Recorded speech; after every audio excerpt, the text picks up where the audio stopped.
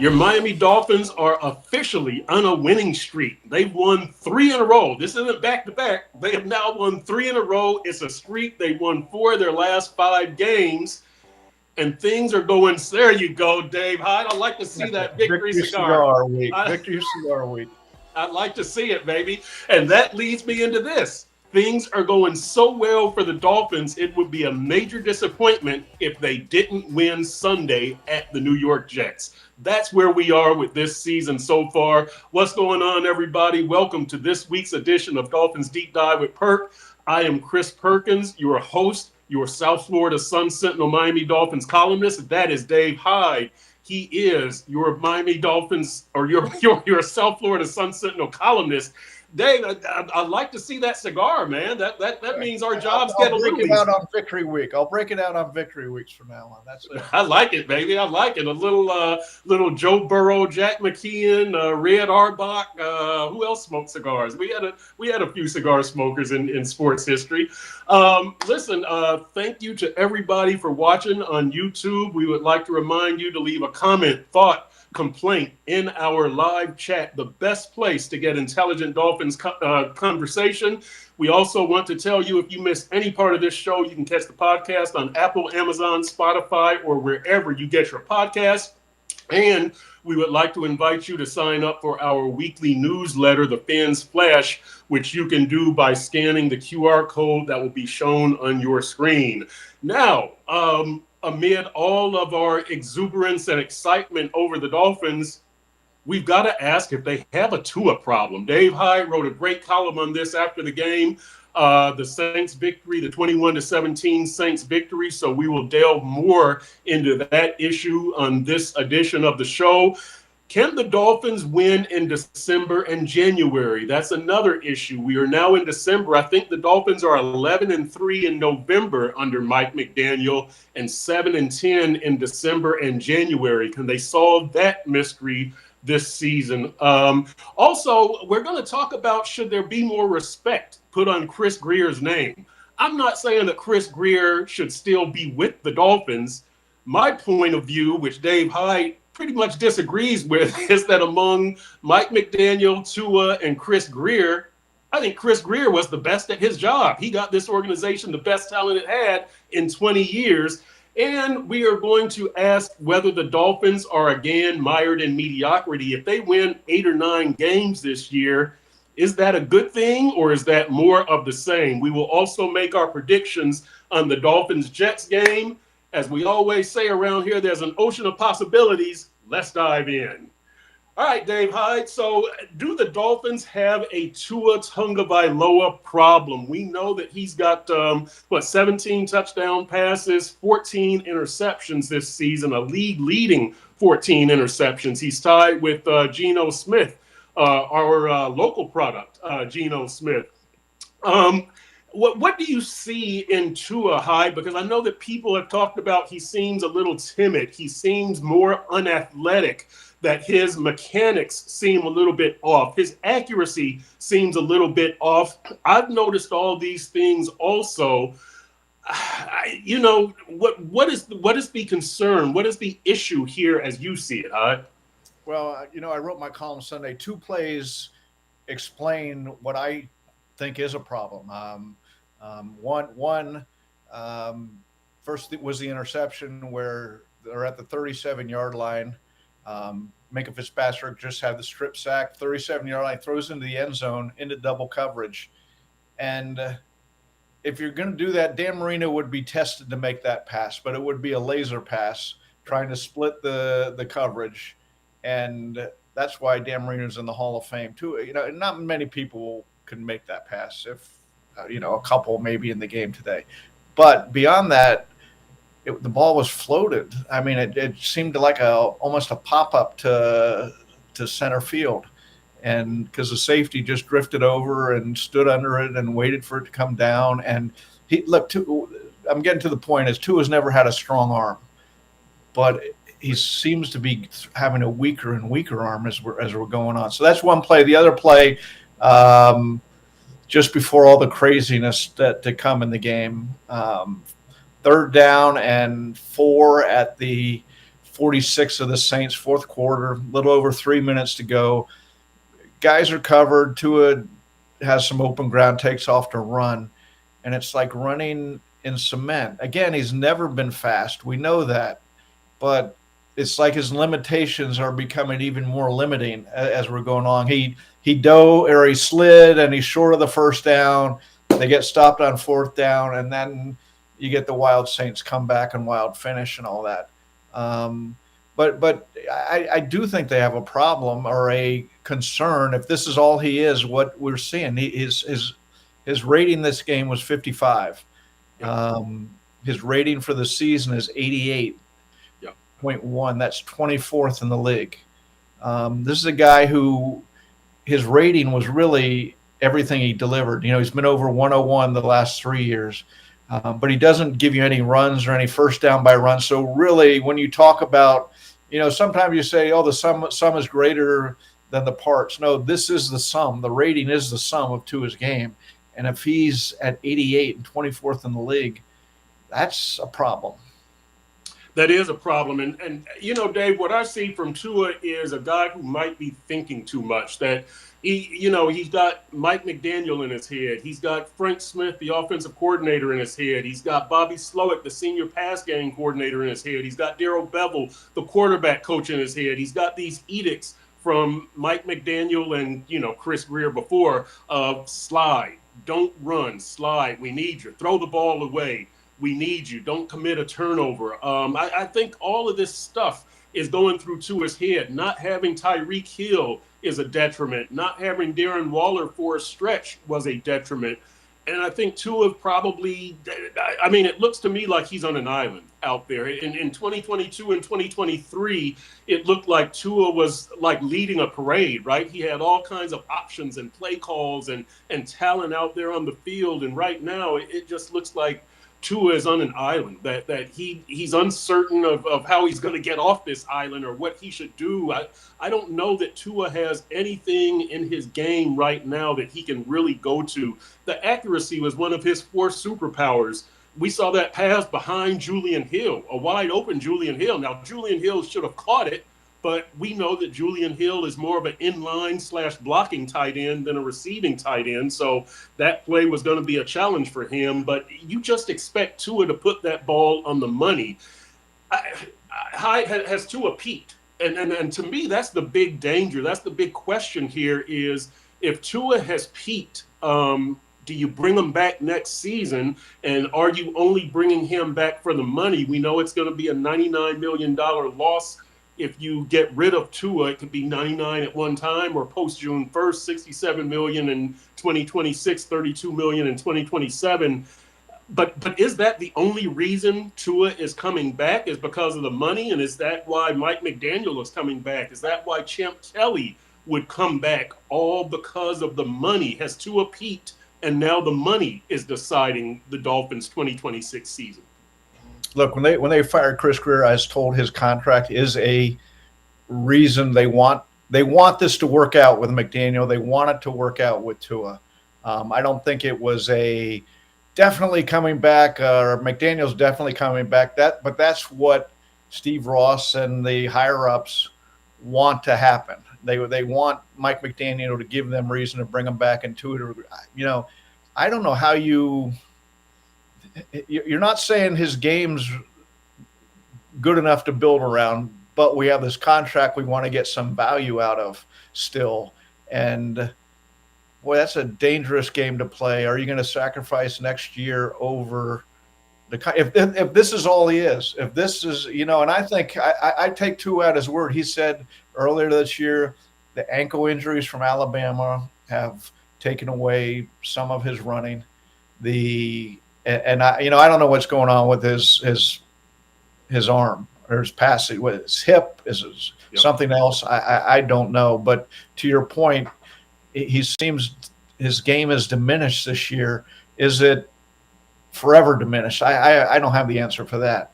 But it does seem like I know that the organization wants to make decisions on Tua based on his contract more than his game at this point. And let's face it, if I had to write a $99 million contract, a $99 billion check, I would probably want to get some value out of it before just throwing it overboard too. Yeah, I agree. I agree. But I'm of the opinion that take the broom to the organization, Greer, McDaniel, and Tua. But it's not that simple. We all know it's not that simple. It's very punitive, as a matter of fact. But maybe you have to go down before you can go back up. Before we progress, let's say what's up to Rob, to Fitzgrass, to Billy Batson Marvel. Dave Harbor checking in from San Diego. Sean Heller, what's going on? Jordan Murray, pretty boy, what's up? Dead Street, Comrade. Who else is in here? J1364, Luis Felipe Benito. Who else is in here? Bigota 1775, B Stuff the Poet.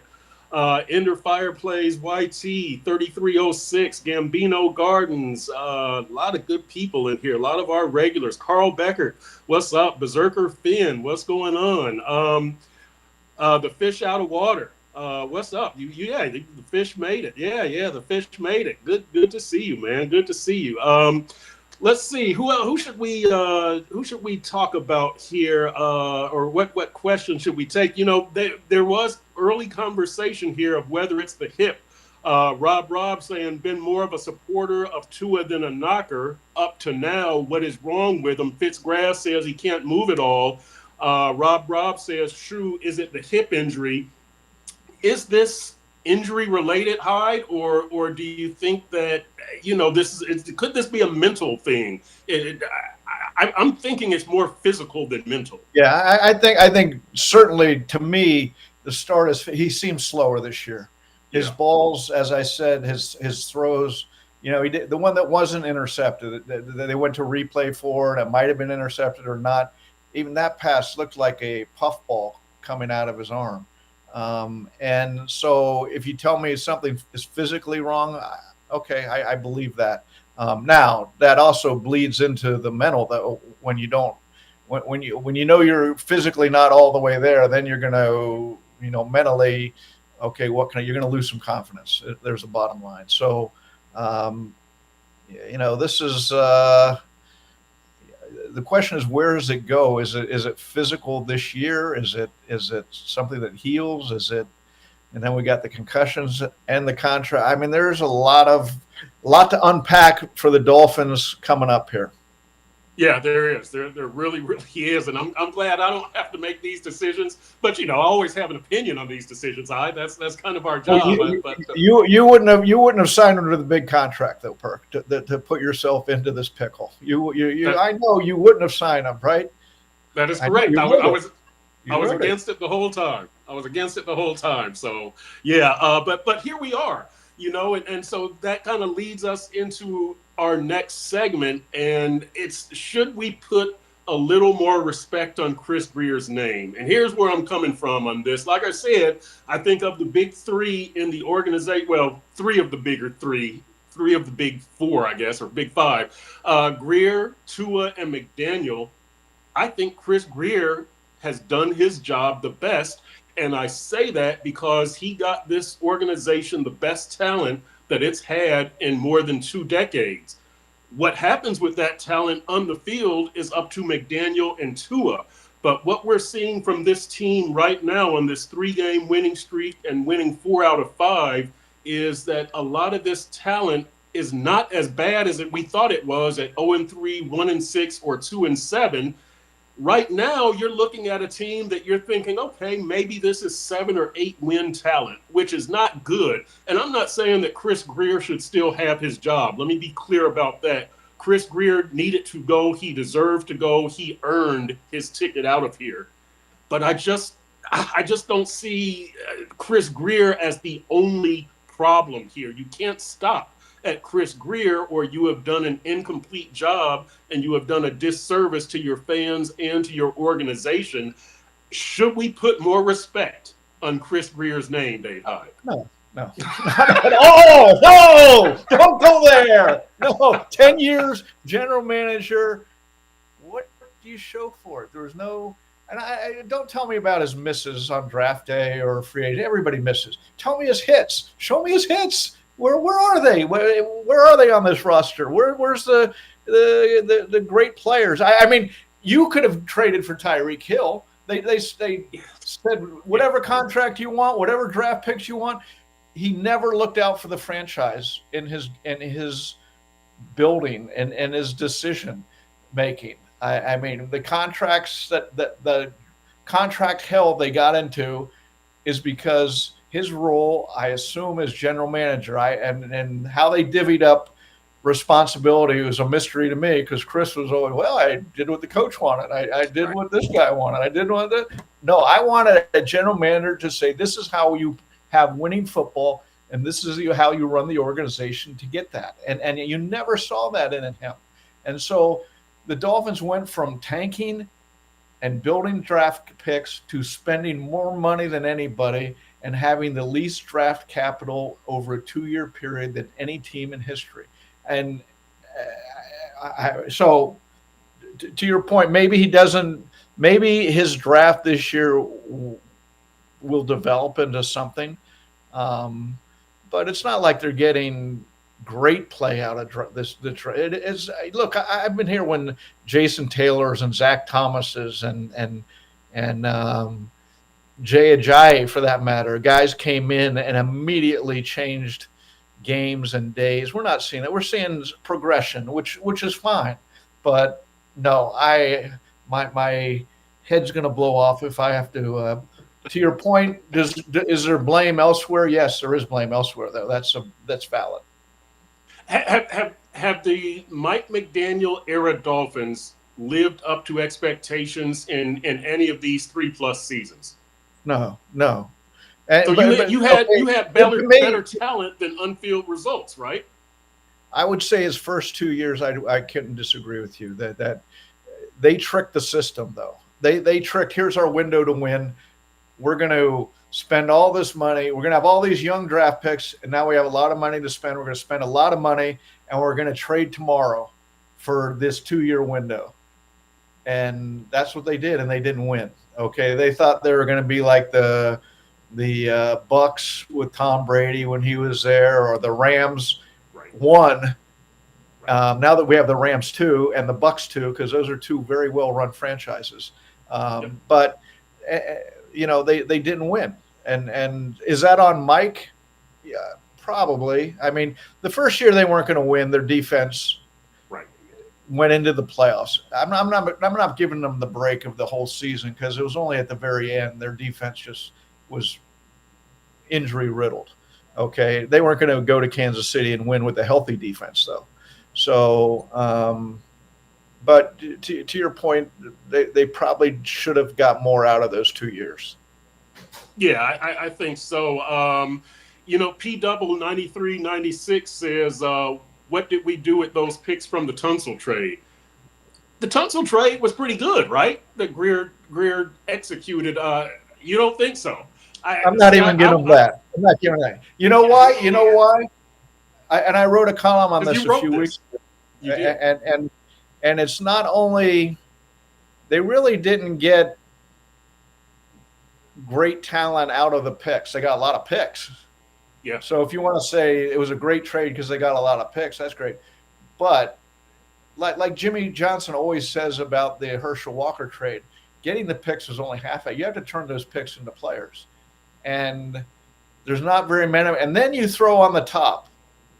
The thing that says it's not a good trade to me is replacing a 5-time Pro Bowl tackle in Laramie Tunsil, a guy who's gone on to be a 5-time Pro Bowl tackle. Mm-hmm. Look what they've done. They drafted Austin Jackson at left tackle with a first-round pick. He wouldn't go. Drafted Liam Eichenberg, 2nd and 3rd-round pick. He went. Then they went and spent a lot of money on Teron Armstead, who was a very good tackle, but he couldn't practice. And how do you? I really don't know how to judge Laramie Tunsil because a great tackle, great guy in the locker room, but he couldn't practice, which you're always told the line has to practice. And then when he goes, they have to get Chris Paul. So they basically spent a full draft when you factor in free agent money of Tunsil, of Armstead, replacing Laramie Tunsil. So, was it a good? idea, yeah, and they got fortunate that Houston um, just imploded and gave them a high draft pick. But how what they got in return just doesn't measure up for. You can say, boy, it was a great trade. Lucky Turk 21 says Flores knew what Tua is and spoke out and was shown the door. Let's see here. Pretty Boy 25, the players love McDrip and respect him. Keep him, in my opinion. Let's see. Luis Felipe Benito says Greer in 10 years could not build an O-line. He also says McDaniel is better than Greer. I think that Chris Greer got you talent, and that's his number one job. He had no vision, as you pointed out many times. Again, I don't think Chris Greer should still be here. He deserved his walking papers. He earned them. But I just think that you can't leave Greer as the problem, as the scapegoat. Completely agree. Completely. Yeah, Chris, I always thought for the past 4 years, Greer and McDaniel were married. Right. It was a 50-50. And don't try to tell me this guy's responsible for this and this guy. They were together. They made decisions together. And the reason Steve Ross has said he stuck with them is they got along so well. And we've seen front office and coach who haven't got along so well. So I agree with you on that I don't know how you separate or untangle Greer over the last 4 years from McDaniel. Yeah, it's going to be an interesting decision at the end of the year, which direction this franchise goes. And one thing that will influence that decision is how the Dolphins finish the season. Can the Dolphins win in December and January this year? That's our next segment here. And look, we know that the Dolphins need heroics from a lot of their guys that they're counting on, right? Tua, Devon Achane, Jalen Waddle, Zach Sealer, Jordan Brooks, Minkah Fitzpatrick. What about Riley Patterson, the kicker, going 4 for 4 against New Orleans, a game when they only score one touchdown? The offense, that was disappointing for the offense. So these are things that we need to see turned around in December and January. In this final 5-game stretch, the Dolphins have 3 road games and 2 home games. They face 2 teams that would be in the playoffs right now, Tampa and New England. They have 2 primetime games, Pittsburgh and Cincy. The Dolphins are 5-12 in primetime games under McDaniel, 2-2 this year. I mentioned the playoff teams. The Dolphins are 1-5 this season against playoff teams. They entered the season 4-16 against playoff teams. I mentioned in the regular season they are 7-10 in December and January games, 2-7 on the road, 5-3 at home. In that December-January stretch, they're 1-6 against playoff teams. So, Hyde, do you have any reason to think that they can do better this year in December and January? Yep. Yeah, I think he will rejoin us. Well, I'll tell you guys this. I'm very wait and see. I think that they should beat the Jets on Sunday. There is no reason that they should lose. I think it's going to be a close game because you are playing a division rival. It's a road game, and so your division rivals know you as well as anybody. But I do think they should win this game. The Pittsburgh game is going to be a big test. Pittsburgh is not that great at 6-6.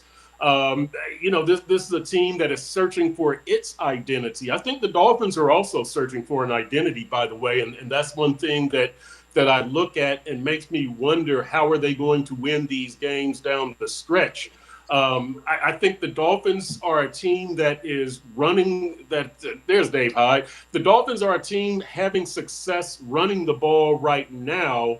I'm not so sure I would classify them as a running team because, as I said on the All Dolphins podcast with Alan Poupart yesterday, they've been running the ball kind of out of convenience. They've had the lead in these games. And so it's easy to keep running the ball and stay with that. What's going to happen if they're down by 10 in the second quarter? Does Mike McDaniel start throwing? What's going to happen if they're down by 2 scores in the second half? Does he start throwing? So Hyde, do you think that they will have success in December and January this year? And do you think that this team has an identity, something it can go to have success in December and January? Well, first of all, I look, they've won what? Where were we at? 4 or 5? 4 or 5 they've won? 4 or 5, yes. So that's a nice run. And I get that, yep. Beating New Orleans 2-10 and Washington, but Washington Denver beat Washington by a point on Sunday. So I don't diminish. I'm not going to go overboard and saying beating New Orleans is a great thing, but I'm not going to diminish it either. And so can they keep going? They can beat the Jets. I mean, right? I mean, look down their schedule. I mean, the Bengals, who knows with Joe Burrow back, what they're going to be. Tampa Bay is beat up a little. So, but to your point, do they have an identity? Do they have their identity is, and Mike McDaniel talked about the offense, we're relying on Achane to run the ball. And like you said, look, they've gotten the lead in all these games and been able to run the ball and to sort of dictate how they want the tempo and the tone of the game to go because of that. What happens with, can they keep getting the leads and all that? But the defense too, the big difference in the defense isn't so much stopping offenses as turnovers. They're getting turnovers over this stretch that they weren't getting earlier in the year. Yeah, and I think that's kind of developing into the defensive identity, right? A big play defense. They allowed Washington 172 yards rushing. They held the Saints to 81. That's a big inconsistency there. And we've seen, Rico Dowdle from Carolina go for 200 against them. We saw the Chargers, Kamani Vidal go for $124 against them. It's an inconsistent defense, an inconsistent run defense. Let me ask something, because there's like this dichotomy of this season. Chris Greer's fired, they win, which I don't think has anything to do with anything really. But Jalen Phillips being traded, they win. And Jalen Phillips to me was one of their top talents, a guy to build around. But I was told afterwards he was freelancing. And that was causing problems on the defense. And look, when one guy freelances, it's contagious. So now to extrapolate that to what's going, they're shutting down run defenses now, or run offenses in a way they didn't before. Maybe it's just everybody's much more disciplined right now and just doing their roles rather than, doing what they think is best. Overthinking, overdoing, maybe. Yeah, I could kind of see that, but I just think that Jalen Phillips, that there was also an element of, here's a guy who needs a contract at the end of the season, that he's playing on his 5th-year option. He's had the last 2 seasons were injury ended. And so here's a way to get some value for this guy and, solve that headache of do we need to re-sign him for next year. So I don't know that Jalen Phillips was maybe he was part of the problem. I think it's kind of I'm saying that the lack of discipline of okay, I got this. Yes. Was a defensive line wide problem, and maybe it got underscored when with the trade. Okay, we're not going to be doing this anymore. Because it's a much more disciplined and a much more effective front seven right now.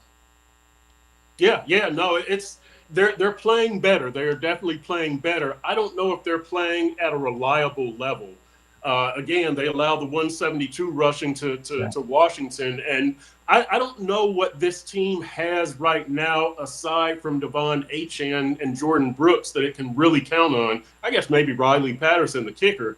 But, I think their success at this point, a lot of it has been dictated by the opponent, the weakness of the Yeah. opponent. I don't want to take anything away from the Dolphins, but I think if you're playing better quarterbacks than Marcus Mariota and Tyler Shook the last 2 weeks, there's a chance you lose one or both of those games. Set that aside. I just don't know what the Dolphins can really hang their hat on. Devon Achane is a baller, right? Like, you can hang your hat on Devon Achane, but you need a little bit more. You need more out of Tua. You need more out of the pass protection. You need more out of Jalen Waddle, although Waddle has done well since Tyreek has been out, but he's not at a Pro Bowl level at this point. Tua's not at a Pro Bowl level at this point. And so I want to see something that I can rely on in December, January football when the stakes are higher. The opponents are kind of better when you look at Tampa and New England, but this Pittsburgh game is going to be a huge test. I don't mean to overlook the Jets, but I'm going to do it. I'm going to give them a victory, whether it's 21-17 or 16-13 in overtime. I don't care about style points, Hyde. I just want to see them win. And I think that the Pittsburgh game is going to be the first real test of, is this a different Dolphins team in the second half of the season than what we saw in the first half of the season? Oh, I'm not overlooking the Jets. I mean, the Dolphins. I am. Should they win? Of course they should win. But Atlanta's in free fall too. So I get that the Jets beat them, but Jets playing at home, a team playing at home, and is going to do things differently at this point of the year than when they're playing on the road. When you're a bad team, you at least want to try to play well in front of the home. You have that going for you. Should the Dolphins win? Yes. And then they're 6-7, and people will be banging the drum. I will say this, and you wrote a column about it a couple weeks ago. They do play hard they do play hard. They're playing hard, and I don't want to overdo that. Look, they're professionals. Jobs are on the line. They should play hard, but not all teams do, as we've seen through the years with the Dolphins when their season's in trouble. Yeah. Let's see. Berserker Finn said we have no shot at the playoffs. Let's see these young bucks projects, etc. I just lost it. Let's see these young bucks projects, etc. Keep it interesting to watch and project for next year. What do you think the future next year holds for this team as far as the young players? Again, the 2025 draft class is showing signs of coming on. Kenneth Grant seems to be better. Jonas Savaignaya seems to be better. Dante Trader and Jason Marshall have had good seasons. We're seeing Zeke Biggers come along. Jordan Phillips has been solid. Does this draft class have the potential to kind of carry this team as it shifts to let's win with youth and draftees? Or do you think that this is like it's a so-so draft class, not really capable of providing the boost that this franchise needs moving forward?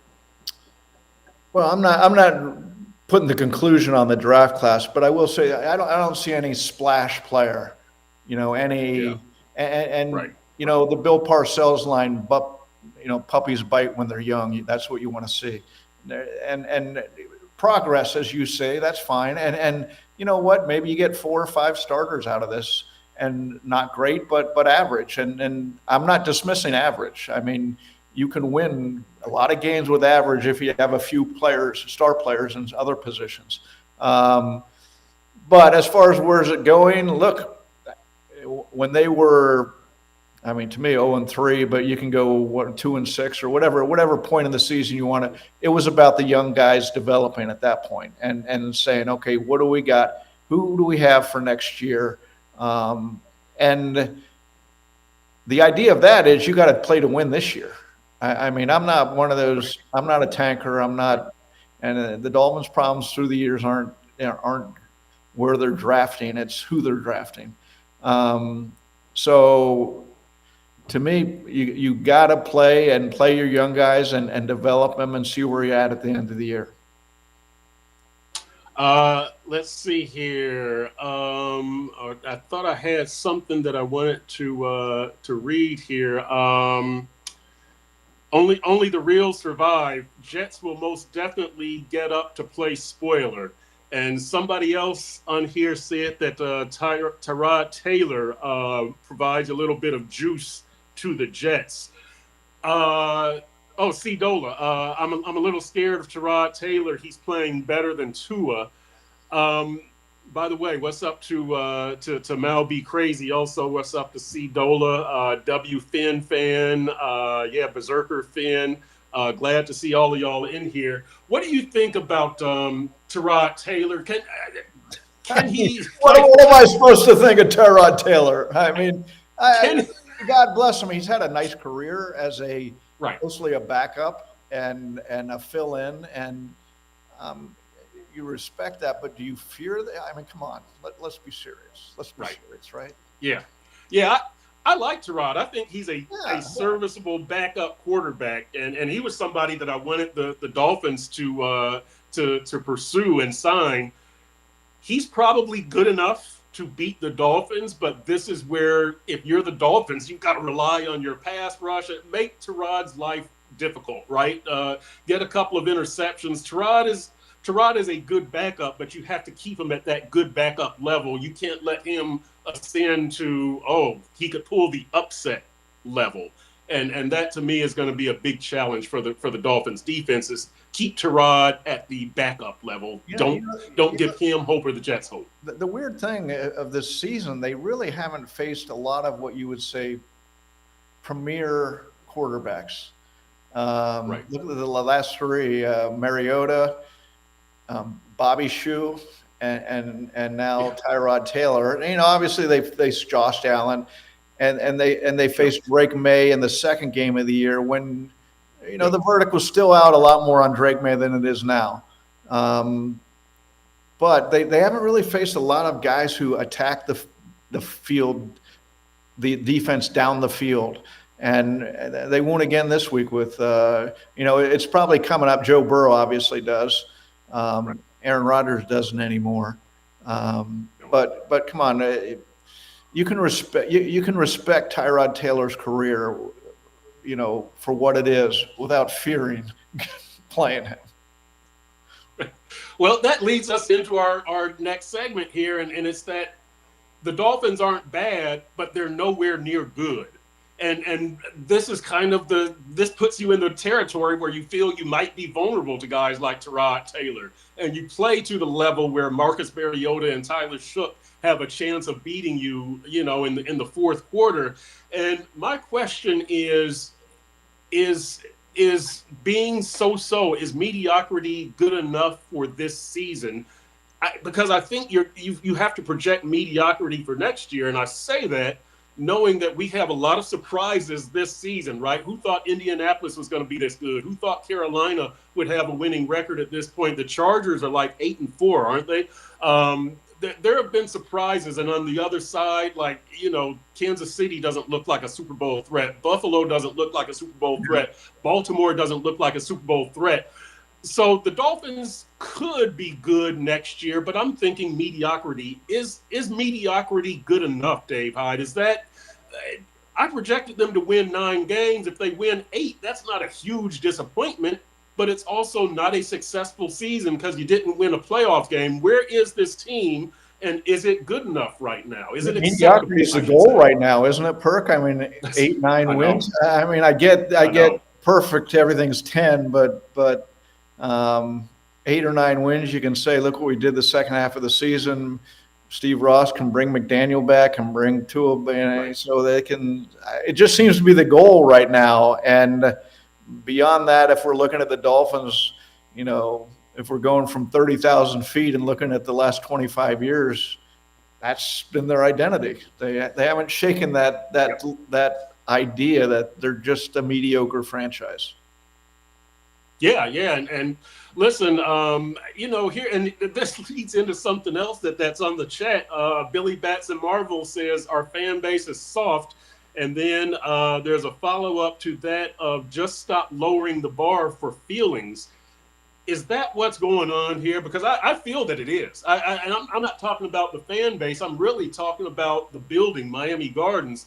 I still can't figure out, and I've asked a few people, why did they give out those contract extensions after 2023? It's not like you accomplished anything. They were so happy with these statistical achievements. They were so happy to be 11-6, and I'm looking and going, but the goal here should be advancing in the playoffs. This is year 2 of the program. It was in 2023. It was year 2 of Mike McDaniel to a union, and you're handing out contract extensions after you lose in the first round of the playoffs, after you go 1-6 against playoff teams that year, after you get your butt kicked in December. You're handing out playoff extensions or contract extensions. This organization settles for mediocrity, and so I think it translates onto the fan base that's kind of what you're looking for here. Do you think that the like, why do you think those contract extensions went out, and was that the organization settling for mediocrity? They went out because, and it wasn't just players. Mike McDaniel got a contract extension. I'm sure Right. Chris Greer, if McDaniel did, I'm sure Chris Greer, that never came out, but I'm sure he got something.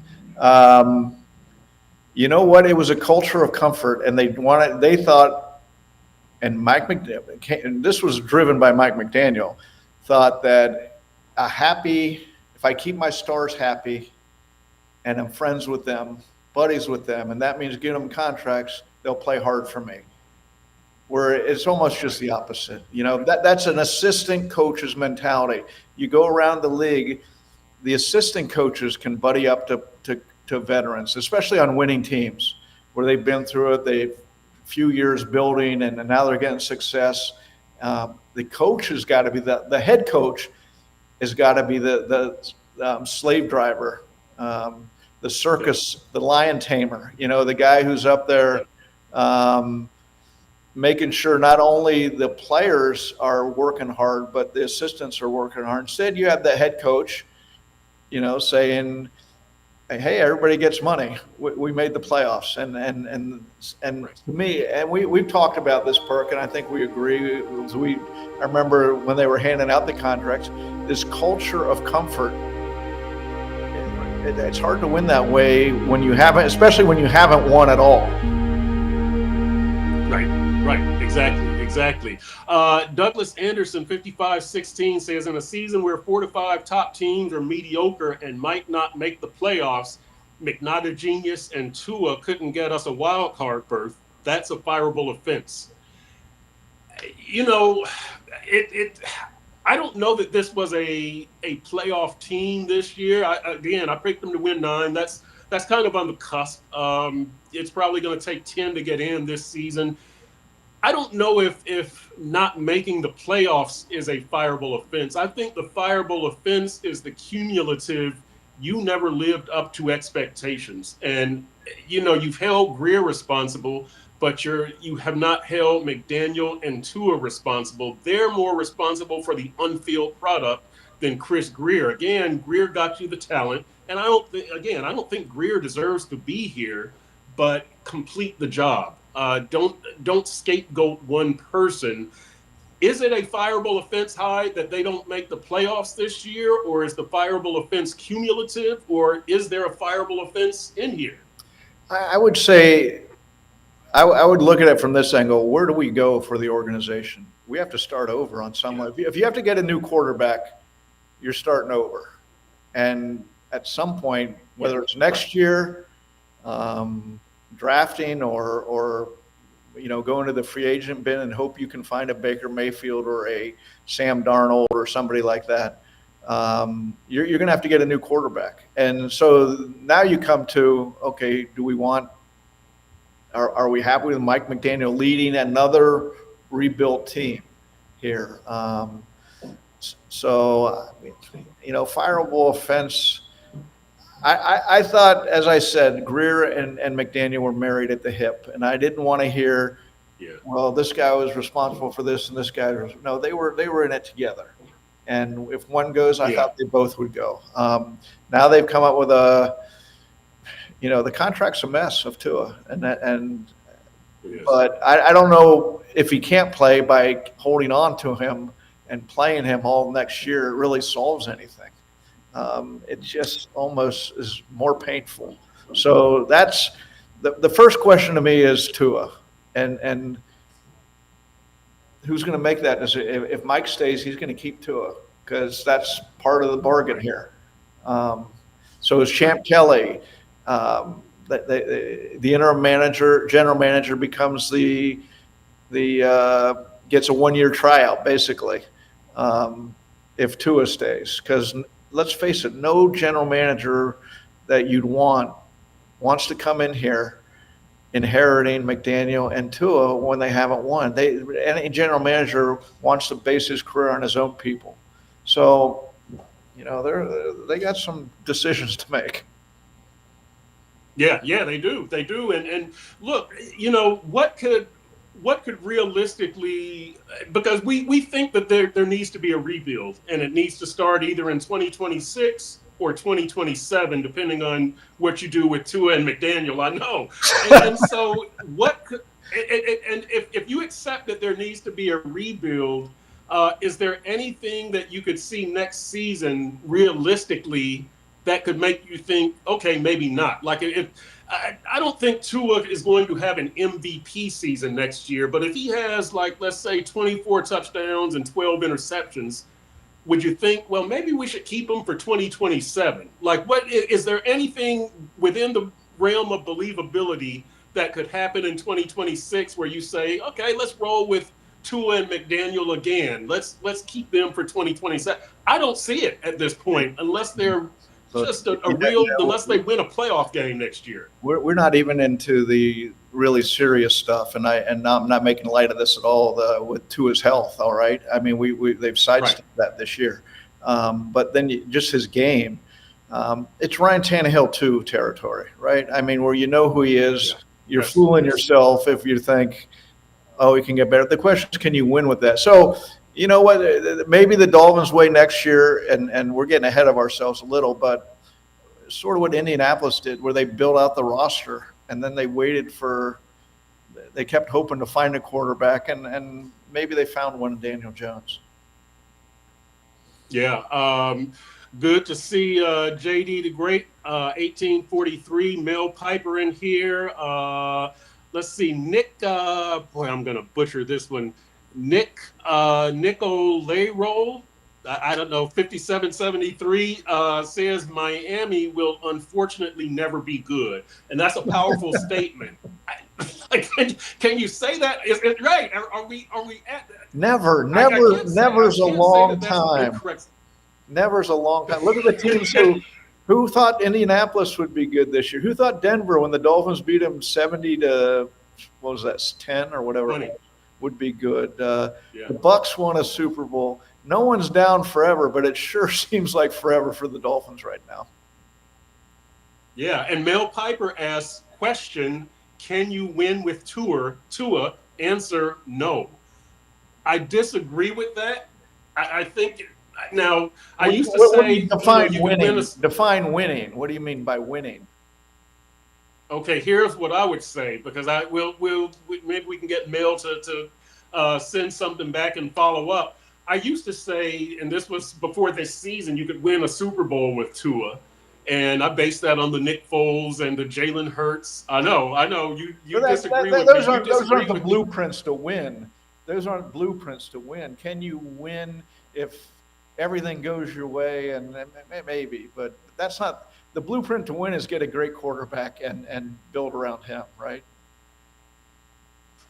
Yes, that's the ideal blueprint. Yes, but look at what are the great quarterbacks doing this season? Lamar Jackson and Josh Allen and Joe Burrow and Patrick Mahomes. You need to get a quarterback and build around them. Now, look, Jared Goff is not like carrying Detroit to great things, but they built a good team. And you saw, San Francisco is a team that I always point to. Brock Purdy is not going into the Hall of Fame, but they managed to win with Mac Jones because they built around the quarterback. And so that's what I want to see the Dolphins do. To me, it's not, it's not just winning, with the quarterback because there's only a few of those guys out there. So I would say winning is Jared Goff has won, right? That he went to the Super Bowl with the Rams. He didn't take them to the Super Bowl. He went to the Super Bowl with them. He went to the NFC Championship with Detroit because there were good teams built around him, and he was asked to make timely plays as opposed to carrying the offense.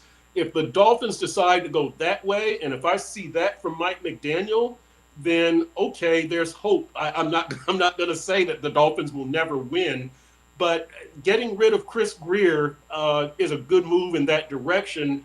Now maybe you can change the philosophy and the strategy, and you can build a more complete team instead of this speedy finesse offensive juggernaut thinking that you can outrun and outscore everybody. That's the direction I want to see the franchise go. And if you do that, you have a better chance of winning with Tua, winning a playoff game, winning the AFC East. From what we've seen of Tua this year, I don't know about winning the Super Bowl anymore, but you can win a playoff game and advance in the playoffs with Tua if you build a complete team around him. Yeah, I mean, I agree with this. The number one problem over the past several years is physically in the trenches up front, whether you point the offensive line, at times the defensive line. But they went for magic and fireworks with their spending. They spent Yes. on the outside. Right. Okay, most teams say build inside and then look outside. And if that was, to your point, that building the team, building the lines, make sure you have great lines, and then a lot of good can happen when you have that, and they haven't got close to that. Yep. Mel Piper comes back with question: can you win the division, playoff game, a Super Bowl with Tua? Answer no. That's from what we've seen Tua this year, I think Mel Piper is probably right, but I think if you build around them, things can happen. Fitzgrass says speed can't run in the snow. Luis Felipe Benito says Tua is done. Do you think Tua is done, Dave Hyde? Well, he's not done because he's going to be back next year. So, I mean, he's going to get another shot. I don't like, as we talked I just don't like what's trending here, where his arm seems to be getting weaker. His athletic limitations become more pronounced. Before, as you said, his accuracy, anticipation, you could see the skills he had. Now those are being hidden or lost amid the problems that he has, that he can't move in the pocket. There are just some fundamental throws you got to make to be an NFL quarterback, and you don't see him thrown outside the numbers very much at all. Right. And because that takes a much stronger arm. So, yeah, I'm not going to say he's done because you've constantly seen guys come back. But if this is all he is, he's done. Yep. We're almost done. My walk-off music is back here. The construction has started on the building again. Let me ask you this very quickly here, Hyde. What was the question? I lost the question. I lost the question I was going to ask on here, and now my whole feed has gone. Make it up. So let's just. I know it. I have no plan. I'm like Chris Greer. I really don't have a plan here. Let's go to our prediction time, Hyde. Dolphins against the Jets, Sunday, 1:00 up at MetLife Stadium. I'm taking Dolphins 17-14. I'm thinking Devon Achane is able to run the ball well enough. I'm thinking that the defense is able to continue making big plays. So Jack Jones and Rasul Douglas and Zach Sealer and Minka Fitzpatrick and Bradley Chubb and Jordan Brooks and all of these guys are able to marshal their forces just enough so that they make the key plays. And offensively, Darren Waller's return should help. Austin Jackson's return should help. And we'll see about Alec Ingold and how crucial he is or was to the running game, to the success of Devon Achane. He's had 3 straight games of 120 or more yards rushing. But I'm going to take the Dolphins 17-14, thinking that the heroics that have surfaced the last couple of weeks will surface again in New York. Yeah, I'm with you. They seem to have found something to make timely plays and important plays in a game, and I'll go Dolphins 24-17 for a lot of the same reasons that you said. If they were playing a great team, it'd be one thing, but they're going up and they're playing a. Let's face it, the Jets as an organization threw in the towel at the trade deadline when they traded away their defense. This is a game. Who wants it more? I think the Dolphins want this game more. Very quickly, Joseph Bell, welcome to the show here, says, let's not act like what we're seeing is new for Tua. It was just masked by McDaniel's system and Tyreek for 2022 and 2023, but we only saw Tua be statistically good for 2 of the 6 years he's been here. What I was going to ask you was, what we're seeing from Tua, how much is Tyreek related? We know it's not easy when Tyreek's not out there. How much of this do you attribute to Tua not having Tyreek or adjusting to not having Tyreek? Yeah, and look, when you don't have Tyreek, that matters. But let's open at the start of the year. How many weeks? It isn't like the Dolphins were throwing downfield or Tua looked great before that, and even at the end of last year. Defenses had found an answer for all that and taken away we know what Tua can do and what he doesn't like to do. And you've heard it. I mean, it's been said many, Xavier Howard talking about make him read his second read and he starts to panic. That's might be a little harsh, but there's truth in the words. I don't think this is – I'd say this is more health-related or diminishing health of his ankles or hips or something than just Tyreek-related. As far as scores, Sean Heller says Dolphins 70-20. There you go, baby. There you go. Throwback score.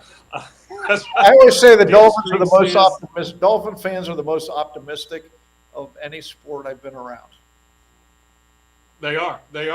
But we say that. Dead Streak says Jets 27-13. Rob says Jets 24, Dolphins 17, and further says Dolphins finished 6-11. Jordan Murray says Miami 24, Jets 20. Let's see. Bigota 1775 says Debbie Downer. Tua loses the game versus the Jets 24-23. Wow, we're not the optimism is high. This is a very optimistic fan base. Let's see, Synaptic says 21-17 Fins. Let's see here, it's kind of a mix. It's kind of a mix here. I thought this was going to be a lot more Dolphins dominated. Billy Batson Marvel says 4-0 time. Luis Felipe Benito says 4-0. Matter of fact, the Dolphins, I will add, since getting rid of Greer and Jalen Phillips and the Papa Shot and the card table, they are undefeated. So I don't know what gets more credit, right? I don't know what should get more credit there. So we got a lot of factors at play there. Utah Fins fan says Dolphins 27-10. So we'll see. Dead Streak says now I feel bad. Well, that's the truth. The truth sometimes. Dolphins fans can be there is that pessimistic streak, but overall very optimistic fan base, and I'm happy for that. That makes our job a little bit easier. So that's going to wrap it up for this week's edition of Dolphins Deep Dive with Perk. We will be back next week, and we will see you then. Thanks for joining us.